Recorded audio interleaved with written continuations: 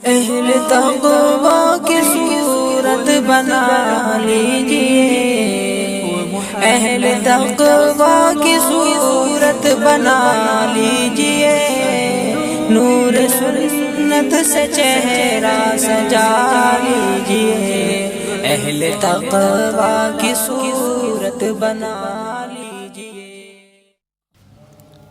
بعض علاقوں میں یہ دستور دیکھا گیا ہے کہ بچہ پیدا ہونے سے پہلے عورت کو اس کے میکے میں بھیج دیا جاتا ہے تاکہ پہلا بچہ باپ ہی کے گھر پیدا ہو۔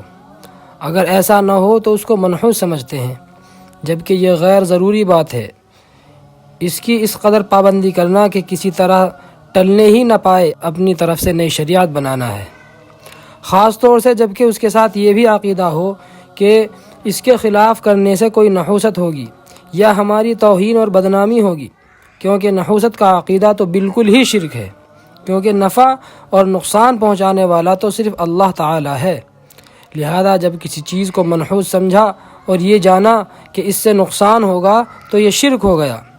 مذکورہ نقصان کے علاوہ دوسرا نقصان یہ بھی ہے کہ بچہ پیدا ہونے کے قریب کے زمانے میں عورت کو اس کے میکے بھیجنے کی پابندی میں یہ بھی تمیز نہیں رہتی کہ سفر کے قابل ہے یا نہیں، جس سے بعض اوقات کوئی بیماری ہو جاتی ہے، حمل کو نقصان پہنچ جاتا ہے، مزاج میں ایسی تبدیلی ہو جاتی ہے کہ اس کو اور بچہ کو مدت تک بھگتنی پڑتی ہے۔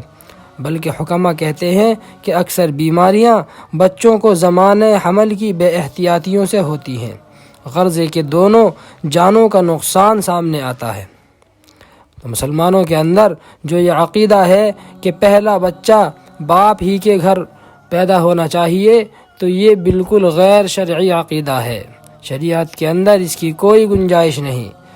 مسلمانوں کو چاہیے کہ ایسے عقیدوں سے اپنے دل کو بالکل پاک و صاف کر کے رکھیں۔